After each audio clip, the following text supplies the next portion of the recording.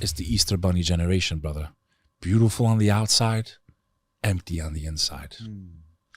I also heard you use the term generation of bastards. Yo, you went deep, huh? What does that mean? So I got to take down some of this content before I get taken down. But basically, brother, from a spiritual perspective, you need both parents to raise a child the right way. Right. Divorce has never been higher. And what is the divorce rate? Is the divorce rate really the highest in the U.S.? It's very high, man. Listen, divorce was like unthinkable in the Albanian culture 30 years ago. Mm-hmm. Now it's normal. People would have, families would have gotten into blood wars over honor for a divorce. Like guns were drawn when people got divorced. And now it's not a big deal. Mm-hmm. So that just shows you from that ancient society how things have changed, let alone here in the U.S. But what I mean by generation of bastards is that so many children are born out of wedlock. Now, in the old days, if somebody called you a bastard, you'd break their jaw. If someone called you a bastard, there was nothing. Look at the films where they show people in medieval Europe, and right. He's the bastard. Being a bastard. He's the bastard of Sir John Eliot III. Yeah. And Game of Thrones, Jon Snow was the bastard. So to be called the bastard was you're a lowlife, basically, right? And I'm not saying that you are if you are one. But what I mean by that is that you don't have the proper parental guidance. So many children are born out of wedlock. Men are not being men. I don't care if you marry the woman or not. You brought that child into this earth. You have a responsibility to that woman and to that child to make sure that they're okay, to make sure that they're being raised properly, that you have a social responsibility not only to them because you brought them into the world, but to society. And the problem is, so many children now are born out of wedlock. They're full of rage. Brother, most of these violent crimes, if you study them statistically, are committed by children from a single parent home. Most violent crime, sexual crime. Look up I know my stuff. I get rusty sometimes because I store too much information up here. Is committed by children from a single parent home. So this is why we see the rage, why we're seeing the stuff that's happening in schools and the violence, and it's a lot more than just firearms. I promise you. Yeah. So, and not to get into that subject, but real quickly, every house in Albania has a weapon. We've never had one mass shooting ever. Right. But what we don't have is psychotropic drugs. Right. Most children, the minute they get a little depressed, put them on this pill, put them on that. Why are the American people not demanding just toxicology? Every shooter, we should draw blood. Mm-hmm. I want to know what they were on. I guarantee you there's a common denominator. Yeah. Your answer's right in front of your face every time you turn on the TV and there's a commercial. If you're taking such and such, discontinue the use if you're experiencing, suicidal thought. Okay. Right.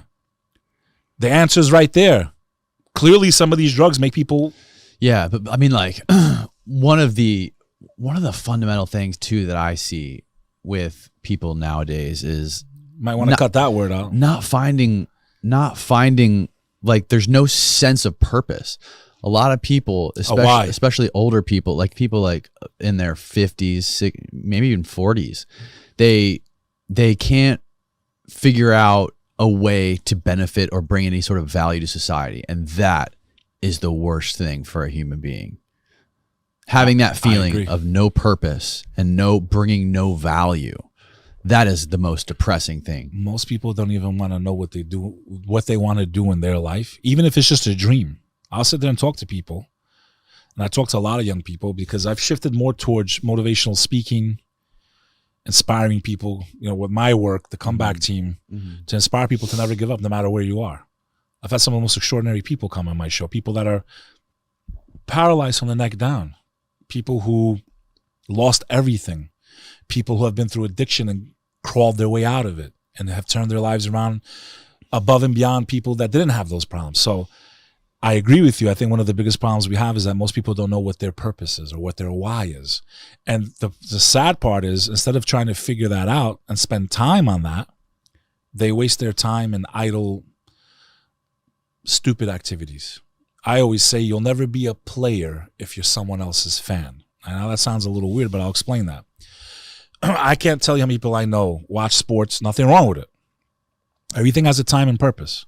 But if all you're doing is one sport to the next, fantasy leagues, gambling, placing bets on the stuff, you know every stat, you're reading tons and tons of newspapers, and one way or the other, unless you're winning millions of dollars gambling, that's a whole different story. Yeah. You know, like unless you're like one of these really good guys at it or girls. Right.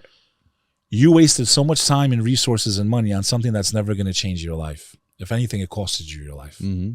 Because by being a fan, you couldn't become a player.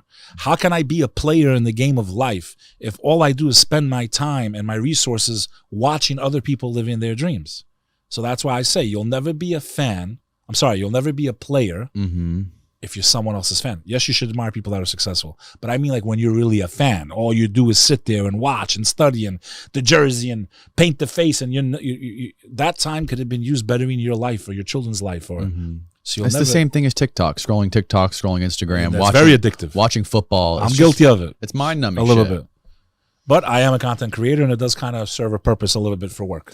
Yeah, when you can create stuff that's valuable to people, yeah, it's great. But I mean, like the whole thing, the whole platform is just fucking a waste of time. People are just like fucking China. They have lockdowns on it after what, a certain time frame where their kids can only see educational content there. Like making a volcano or something, like, you know, a school project. Yeah, and these things are not by accident.